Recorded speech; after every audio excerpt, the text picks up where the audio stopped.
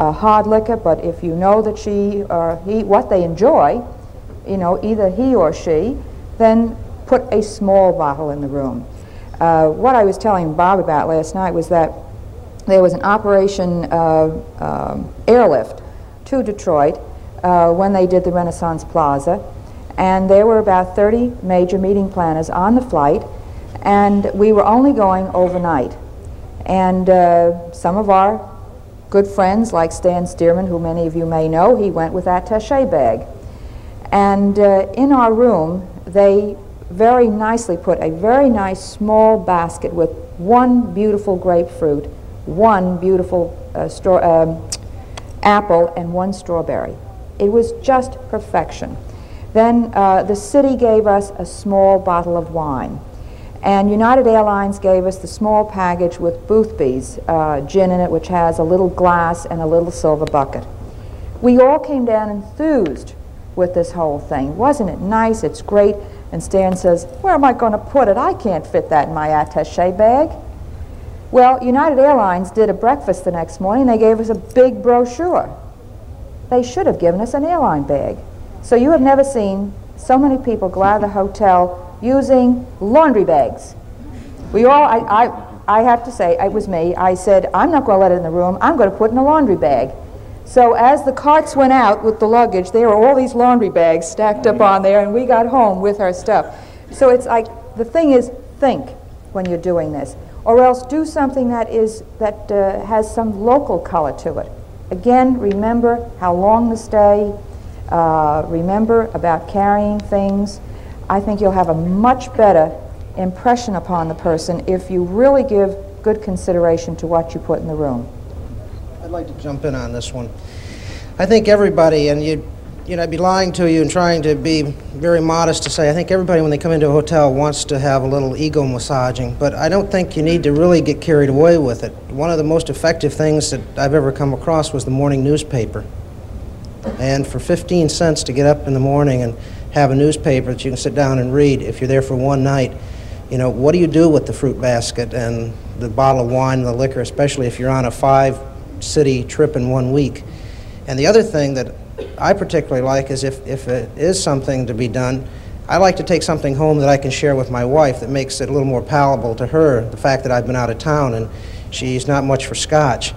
But, you know, so I end up putting the mints off the pillow and this kind of stuff. So, you know, think beyond the person sitting up in the room and drinking scotch and eating fruit baskets. And, He's and right. also, you guys always try to overdo it. And I was teasing Mr. Hartnett on the way out to the airport from San Francisco. I brought down in the laundry bag the fruit basket from the hotel. And I figured we might as well enjoy it on the way to the airport. And Deidre, having a great deal of class, wouldn't eat the grapes because there was no champagne. I'd like to say that something that I travel a lot, and I usually always end up at a hotel at night when I first arrive. And how many people have ever gone into a hotel room that is completely black? When you walk into that hotel room, that is the first thing I always think of, and this is one of the things I always do for our executives, is we always take the extra time to make sure that the lights are on in that room, the heat or air conditioning, depending on the time of year, is at its right level, so that when a person walks into a room, it's cheerful and you're not walking into a black hole. Think on that one. It's an interesting point. Jane, do you have any... Well, that can be a waste of energy on no-shows. That's true, but I'm saying on your people, that's right, I'm talking about VIPs. The nicest thing I think that could happen to me would be during my annual meeting, at 4:30 every afternoon, there would be a bucket of ice in the room. I'll provide my own booze, but boy, it'd be nice to have that ice there. That reminds me of something we're thinking. It happened to be in a Hyatt, so maybe I should tell it. That we had our annual meeting in Atlanta, and we went down and talked to the chef, and we wanted to do some unusual things. And he was so impressed by the fact that the meeting planner came down and said, what can you do? And he also knew that we had a staff suite where we would meet every afternoon and go over what was happening the next day. Every day he sent something up for our meeting. And it was really, you know, one day it was little hors d'oeuvres, and another time it was fruit and different things, but it was like Christmas going back to room to see what we got that day. And it was fun because, you know, these are people who work in our office and are not met by limousines and taken up by concierge. And to see all this stuff, they, you know, were really impressed with the hotel. And, you know, that's the only time I think a chef has ever gotten involved in kind of selling. And it was a great experience. Being very creative. Reminds me of a quick story that about 5 years ago, one of the hotels in Chicago was all of a sudden being hit very hard with a prostitution problem. And they tried, like ever, to keep these gals out of the lobby and out of the rooms and what have you. So finally the police vice squad caught one night, and they took her downstairs into the bellman room, and they sat her down, and they said, "Why are you using our hotel all of a sudden?" And she says, "We like the mints on the pillow." That's true.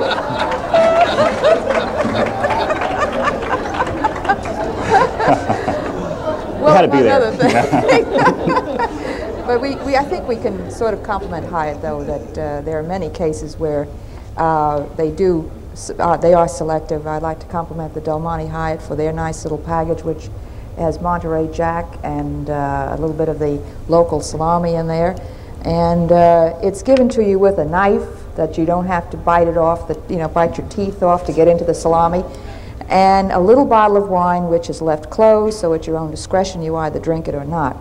And there are very nice packages, and you know, it's something you should look into, and when they are unique, I remember it, as all of my partners in crime here remember it.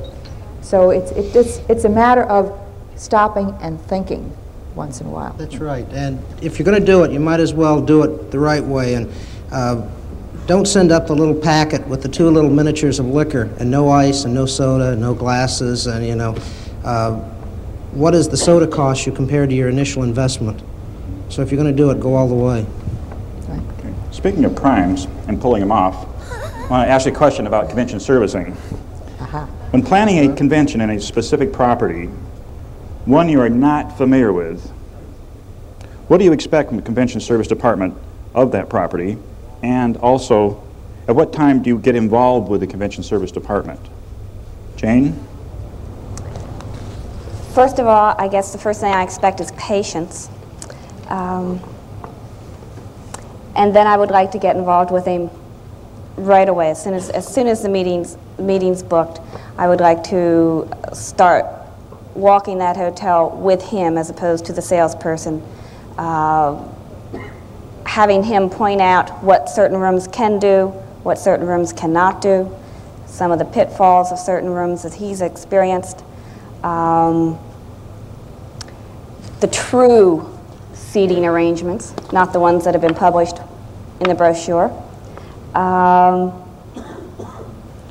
But the thing that I can't do for him, and often is a source, I'm sure, of aggravation to him, is that 12 months out, I can't give him my program because I don't know it 12 months out. I can give him a general rundown of the usage of the rooms, but I cannot make it specific. I had a curve thrown to me this year with the Super Bowl. Super Bowl in New Orleans begins at 6 o'clock on Sunday afternoon as opposed to 1 o'clock in the afternoon. I had a party planned for that night. There I have canceled my party and I've moved it to Saturday night. If I had released that ballroom, I'd be in trouble. So what I really need is a lot of patience and a lot of flexibility on the part of the hotel. Jerry, you put on very elaborate meetings. What do you expect from the convention service department? It really boils down very simple to honesty. What can you and what can you not do? What, not so much as I can figure out very quickly and what I can put into a particular room because I know what my requirements are, but what can your staff do? How fast can they turn over a room? And don't try to snow me on that, you know, well, we can do this, because I can just walk into a hotel and figure out within 3 minutes whether they can do it or not. And the one thing I don't need is snow jobs. And the convention services people are the ones that are going to make my job easy. They're going to make my life livable. And if they can't come through to me with honesty on what their problems are, because let's face it, every department in a hotel has problems. If I know what those problems are, and a guy levels with me, I'll work with him to work around those particular problems.